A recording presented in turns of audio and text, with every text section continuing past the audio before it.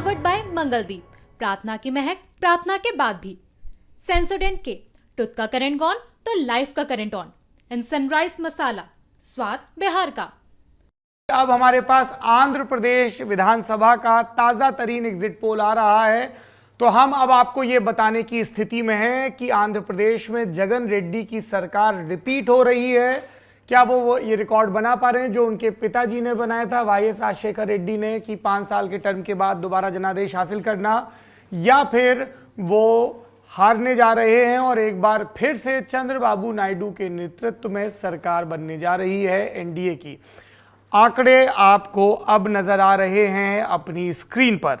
175 सीटों के लिए चुनाव हुए विधानसभा के, यहाँ पे एनडीए को मिलती नजर आ रही हैं 98 से 120 के बीच सीटें, यानी जो बहुमत का आंकड़ा है उससे कहीं ज्यादा। इंडिया अलायंस को 0 से 2 सीटें मिलती नजर आ रही हैं, यानी वो कहीं मैदान में ही नहीं है, मोर्चे पर ही नहीं है।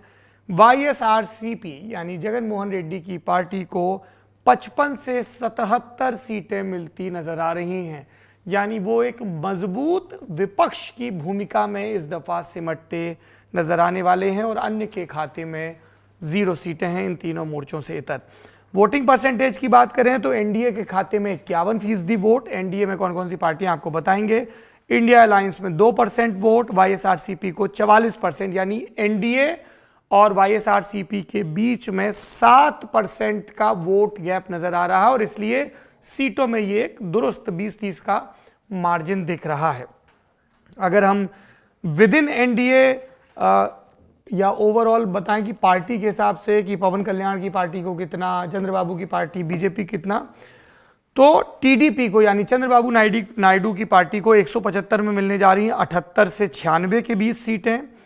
जनसेना पार्टी को मिलने जा रही हैं 16 से 18 सीटें, बीजेपी को 4 से 6 सीटें, कांग्रेस अलायंस को 0 से 2 सीटें, वाईएसआरसीपी को 55 से 77 सीटें मिलती नजर आ रही हैं। ये पहला आंकड़ा है, और भी आंकड़े देंगे, लेकिन अब इस पर लेते हैं पहली टिप्पणी। हमारे साथ हैं वरिष्ठ पत्रकार जिनको आपने तेलंगाना से जुड़े हुए मास्टर क्लास में भी देखा था और नेता नगरी में कई बार आंध्र प्रदेश और तेलंगाना से और दक्षिण भारतीय राज्यों की राजनीति से जुड़े विषयों पर देख चुके हैं। बहुत विद्वान पत्रकार टीएस सुधीर जी, बहुत बहुत स्वागत है आपका। धन्यवाद सर। जब हम लोग हैदराबाद में मिले थे तब भी कहा जा रहा था क्लोज कॉल है, अगर विमेन वोटर स्टिक करती हैं जगन के साथ तो ही विल सेल थ्रू, लेकिन अगर उसमें सेंध लगती है तो अलायंस के और कास्ट कॉम्बिनेशन के हिसाब से टीडीपी, जनसेना और बीजेपी एक बेटर फुटिंग में दिख रहे हैं। What's your first take on these projections? First take Saurabh ji, basically ये है कि अरिथमेटिक गणित काम किया है। 1 + 1 + 1 इज ग्रेटर देन 1। वाईएसआरसीपी अकेले घोड़े थे इस पूरे मैदान में, और ऐसा लगता है कि जो टीडीपी और जनसेना और भाजपा का जो गठबंधन हुआ उनके बीच में जो केमिस्ट्री बढ़ी है उससे गणित को भी काफ़ी सहायता मिली है, और इसकी वजह से इस तरह के जो एक्सिस माई इंडिया के जो एग्जिट पोल फिगर्स हैं उसको दर्शाते हैं। दूसरी बात ये, हमने जैसे आपने बताया कि महिला वोट काफ़ी इंपॉर्टेंट है। मेरी एक थ्योरी है कि जैसे आंध्र प्रदेश, जो यूनाइटेड आंध्र प्रदेश था, वो एक ज़माने में नक्सलियों का गढ़ माना जाता था, the PWG, people's war group. और मेरा मानना ये था कि अगर जगनमोहन रेड्डी को वापस सत्ता में आना है तो पीडब्ल्यूजी का समर्थन उनको काफ़ी ज़रूरी है। एंड बाय पीडब्ल्यूजी मेरा मतलब है पेंशनर्स, विमेन और ग्रामीण इलाके, रूरल एरियाज में सपोर्ट, महिलाओं का सपोर्ट और जितने भी पेंशनर्स हैं उनका सपोर्ट। अगर ये पीडब्ल्यूजी का सपोर्ट उनको हासिल होता तो ये सत्ता में वापस जरूर आ सकते थे। लेकिन अभी जिस तरह के जो एग्जिट पोल के जो फिगर्स नजर आ रहे हैं उससे ऐसा लगता है कि जो गणित है between the TDP and the Jana Sena and the Bhajpa, उससे उनको काफी फायदा हुआ है। ठीक है, अब हम अपने दूसरे मेहमान की तरफ चलते हैं। हमारे साथ द हिंदू के पॉलिटिकल एडिटर रविकांत रेड्डी जी जुड़े हुए हैं। रविकांत सर नमस्कार, कैसे हैं आप? रेड्डी साहब, आप मेरी आवाज सुन पा रहे हैं? Sir please unmute yourself. Thank you Saurabh, thanks for inviting me. नमस्ते सर, कैसे हैं आप? Fine Saurabh, thank you. Sir क्या लग रहा है इस एग्जिट पोल के प्रोजेक्शन पर? जगन मोहन रेड्डी एक मजबूत विपक्ष, स्ट्रॉन्ग अपोजिशन, लेकिन चंद्रबाबू नायडू के पास एक बार फिर से मुस्कुराने की वजह? जैसा सुधीर ने कहा, मैथ्स उनके फेवर में वर्कआउट हो रहा है। लेकिन अभी भी एक चीज है, देखिए जगनमोहन रेड्डी साहब ने 1,70,000 1 करोड़, आई मीन 1,70,000 करोड़ का पिछले 5 साल में डायरेक्ट बेनिफिट ट्रांसफर किया वुमेन को। नाउ ही इज बेसिकली वो सोच रहे हैं कि ये वुमेन मुझे सपोर्ट करेंगे, और 75 लाख फैमिलीज ऐसे हैं, 75 लाख वोटर्स ऐसे हैं जिनको एक ना एक बेनिफिट तो मिला हुआ है। तो जगनमोहन रेड्डी साहब का एक ही मानना है कि जो वुमेन वोटर्स हैं, रूरल वोटर्स, वो मुझे वोट करेंगे क्योंकि वो डायरेक्ट बेनिफिट हुए हैं मेरे स्कीम से। अगर वो हुए हैं तो जगनमोहन रेड्डी के सीट बढ़ सकते हैं, लेकिन उनके ही घर में कोई युवक है या कोई मेल पर्सन है, वो लोग ज्यादा खुश नहीं है जगनमोहन रेड्डी के रूल से। अगर वो वुमेन को अगर इन्फ्लुएंस कर चुके हैं कि नहीं इस बार हम एक नई सरकार लेके आएंगे, जगनमोहन रेड्डी खाली डेवलपमेंट नहीं कर रहा है, खाली no he is just giving money, I think वो अगर कुछ फेवर में गया, if those people are able to influence women, अगर वुमेन ने उनकी तरफ वोट नहीं किया है, तो ये जो अभी जो आंकड़े आपके सामने आ रहे हैं थ्रू डिफरेंट एजेंसीज, पोल एजेंसीज, वो सही हो सकते हैं। बट क्या औरत लोग, जो वुमेन, जो महिलाएं हैं, उन्होंने उस बात को ठान लिया है कि नहीं इस बार हम लोग दूसरा सरकार ले आएंगे? ये पूरा I think entire this AP election would be centred around women. अगर उन्होंने वोट किया है जगनमोहन रेड्डी को तो वो जीतेंगे, अगर उन्होंने नहीं किया है तो वो हारेंगे। जी, आप लोग लगातार आंध्र की पॉलिटिक्स को मॉनिटर भी कर रहे हैं। वो कौन सी स्कीम्स या पोल प्रॉमिसेस हैं जो दोनों अलायंस के पक्ष विपक्ष में गई, रेड्डी साहब? नो, एक तो उनका जो अम्मा वोडी एक उनका one of the major poll promises था, और वो कर रहे हैं कि हर घर में जो भी बच्चा स्कूल जाता है तो 15 से 16 हज़ार उस महिला के अकाउंट में जाएगा और उसका बच्चा स्कूल जा रहा है। तो एक बड़ा एक कनेक्ट है जो वुमेन और गवर्नमेंट के बीच है, क्योंकि अगर 15,000 वो बच्चे को दे रहे हैं और दूसरी तरफ बच्चों को फ्री स्कूलिंग मिल रहा है, और आंध्र प्रदेश में तो इंग्लिश मीडियम एजुकेशन उन्होंने शुरू किया है, इंटरनेशनल बैकलॉरेट करिकुलम वो लेके आए हैं। तो जो एक मेजर एक घर का जो खर्चा होता है स्कूल पे, उन्होंने वो बोझ पूरा गवर्नमेंट पे लेके आए। तो अगर तो ये स्कीम मेरे ख्याल से काफी बड़ी इंटरेस्टिंग है, जो जगन के फेवर में है। और एक और है जो पेंशनर्स, आई मीन हिंदुस्तान में सबसे ज्यादा पेंशन देने वाला राष्ट्र है आंध्र प्रदेश। 3,000 रुपए देते हैं पेंशन में, और 70 lakh people get benefited out of it. तो ये पेंशनर्स, अगर वुमेन, ये दो स्कीम्स मेरे ख्याल से कुछ ज्यादा बेनिफिट जगनमोहन रेड्डी को हो सकते हैं। बट इसके पहले जैसा हमने बात किया है, अगर वुमेन वोटर्स को इन्फ्लुएंस किया है, उनके बेटे, उनके परिवार के जो युवक हैं, जो मेल वोटर्स हैं, अगर वो उनकी इन्फ्लुएंस में आ गई हैं, इन सबको भूल जाती हैं, तो जगन के लिए काफी मुश्किल है। बट ये मेजर 2 स्कीम्स है जिसके लिए मुझे लगता है कि जगन इन 2 स्कीम से काफी डिपेंडेंट है। चूंकि रेड्डी साहब आप रिपीटेडली मेंशन कर रहे हैं विमेन वोटर, मेन वोटर, तो हमारे पास वो आंकड़ा भी है, जेंडर वाइज वोट शेयर का आंकड़ा मेरे सामने है आंध्र प्रदेश असेंबली का। यू आर राइट कि पुरुषों के मुकाबले महिला वोटरों में वाईएसआरसीपी की अपील ज़्यादा है। 41% पुरुष उन्हें वोट कर रहे हैं और उनके मुकाबले 54% एनडीए को जा रहे हैं पुरुष। महिलाओं के मामले में एनडीए घटकर 48% पर आ जाती है और उसके सामने जगन 41 से बढ़ के 47 पर पहुंच जाते हैं। तो एक 6% का पुरुषों के मुकाबले गेन तो है, पर वो अभी भी इस प्रोजेक्शन के मुताबिक उस दूरी को पाट नहीं पा रहा है।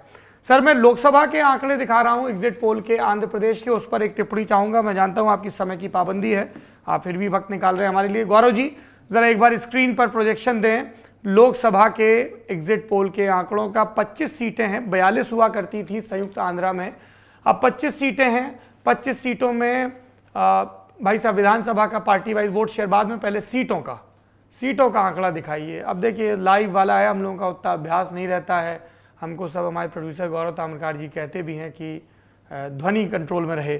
21 से 23 सीटें जीतती नजर आ रही है एनडीए, जिसमें बीजेपी 4 से 6, टीडीपी 13 से 15 और जनसेना पार्टी 2। तो ये 21 से 23 की टैली बन रही है, यानी 19 का लाभ होता दिख रहा है उनको। टीडीपी पिछली दफा 3 जीती थी और बीजेपी 0 पर सिमट गई थी और जनसेना पार्टी को भी कोई सफलता हासिल नहीं हुई थी। इंडिया अलायंस की बात करें तो उनके हाथ 0 है उनके सारे अलायंस के साथ, जिसमें लेफ्ट पार्टियां उनके साथ हैं।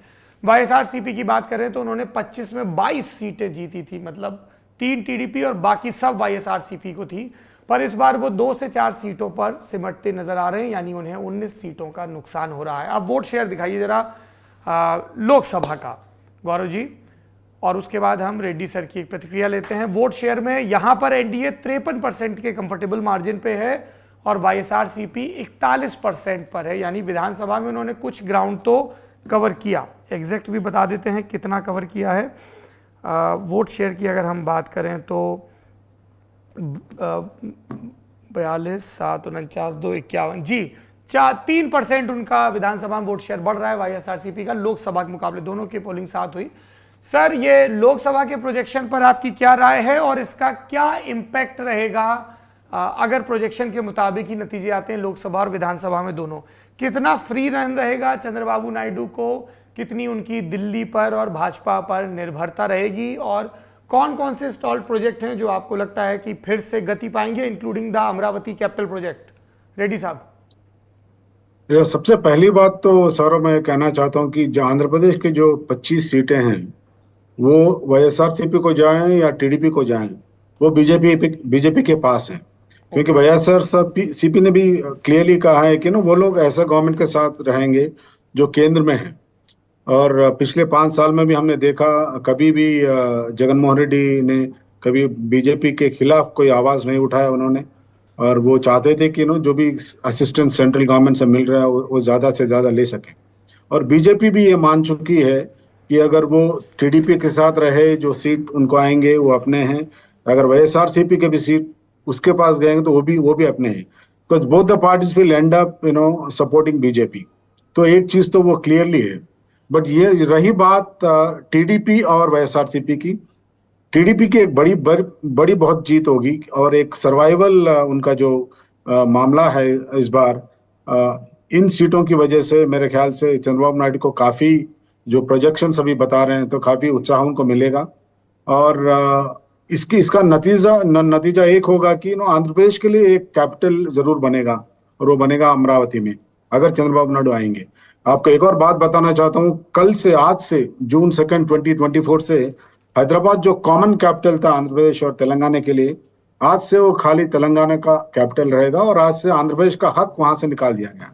तो आज आंध्र प्रदेश का कोई स्टेट कैपिटल नहीं है। जो जगन रेड्डी कहते हैं कि वो अगर वो फिर से इलेक्ट हुए हैं तो विशाखापट्टनम को कैपिटल बनाएंगे, अगर चंद्रबाबू नायडू आएंगे तो वो अमरावती को कैपिटल बनाएंगे, उसको डेवलप करेंगे।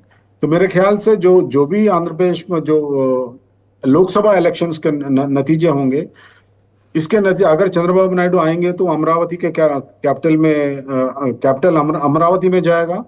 और इस एंटायर मामले में मेरे ख्याल से केवल कैपिटल की तरफ ही जो पार्लियामेंट इलेक्शंस है उसके रिजल्ट्स हैं उस पर डिपेंड होगा, और बाकी कोई स्कीम्स या स्टेट गवर्नमेंट का अदर स्कीम्स या उसका स्टेट इन इटसेल्फ गवर्नेंस पे इसका कोई इम्पैक्ट ज्यादा नहीं होगा। जैसे मैंने आपको पहले कहा कि बीजेपी तो पहले ही मान चुकी है कि जो 25 सीटें वो हमारी है, वो आएंगे नायडू के साथ, या अगर आएंगे तो जगन रेड्डी के साथ। बहुत बहुत शुक्रिया रेड्डी साहब। अब हम टीएस सुधीर जी का रुख करते हैं। सर, उन्होंने अपने फैक्टर्स बताए, आप इसमें इस व्याख्या में क्या जोड़ना चाहेंगे इस प्रोजेक्शन पे? 4 जून को जाहिर सी बात है हमारे पास एक्चुअल रिजल्ट होंगे तो हम विस्तार से बात करेंगे, बट एज ऑफ नाउ कौन से फैक्टर्स हैं जो आपको कवरेज के दौरान आप पॉइंट आउट करना चाहें कि ये एक ट्रेंड दिखा जो रिलेटिवली नया था, या ये एक ट्रेंड पुराना था पर इनके फेवर में इफेक्टिव था? आपने महिला वोट की बात की। In fact lot of people have been talking about कि महिला वोट कितना इंपॉर्टेंट है इस पूरे चुनाव में। अगर हम पिछले बार के मुकाबले देखें तो वाईएसआरसीपी के भी महिला वोट में थोड़ी सी कमी हुई है, 49 से अभी 47% पर आ गई है।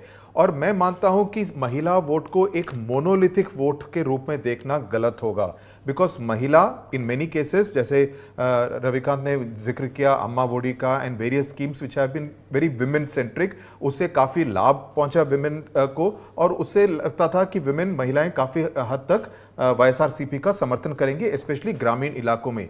लेकिन जो पुरुषों का जो वोट है उसमें काफी कमी हुई है जहां तक वाईएसआरसीपी का सवाल है।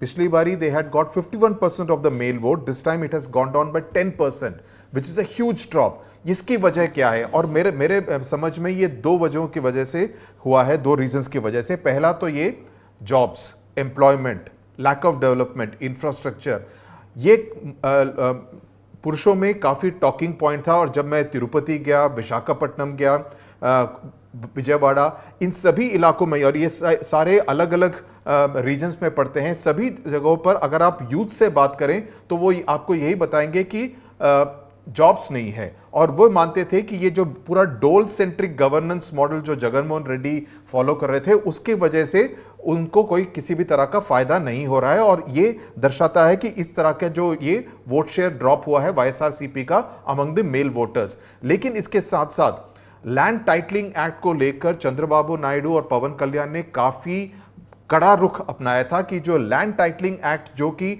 नीति आयोग, जो कि केंद्रीय सरकार का अंग है, उनके द्वारा ड्राफ्ट किया गया था और उसको आंध्र प्रदेश ने फॉलो किया था।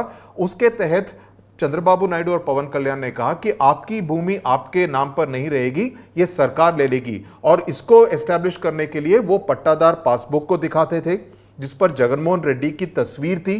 और वो हर पब्लिक मीटिंग में नायडू कहते थे कि अगर जमीन आपके नाम पर है तो यहां पर जगनमोहन रेड्डी की तस्वीर क्या कर रही है। तो बेसिकली इस तरह का एक भय का वातावरण स्प्रेड किया गया कि आपकी भूमि आपके नाम पर अब नहीं रहेगी इस लैंड टाइटलिंग एक्ट के तहत।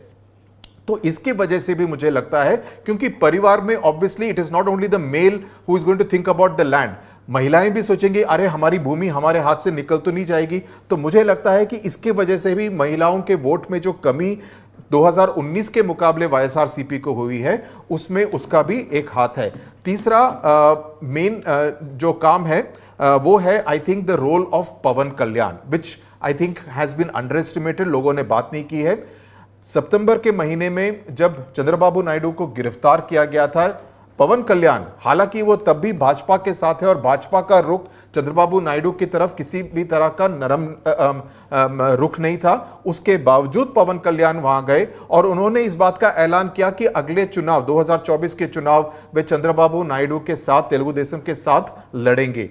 तो इसकी वजह से मुझे लगता है कि काफी मोमेंटम हुआ।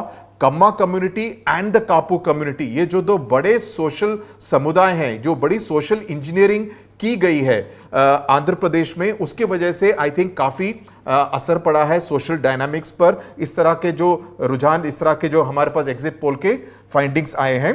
एंड मुझे लगता है कि कापू कम्युनिटी ने हमेशा ये देखा है कि पूरी राजनीति आंध्र प्रदेश की रेड्डी समुदाय और कम्मा समुदाय डोमिनेट करता है। अगर कांग्रेस जीत कर आती है तो रेड्डी समुदाय का मुख्यमंत्री बनता है, अगर तेलुगु देशम जीत कर आती है तो कम्मा समुदाय का मुख्यमंत्री बनता है।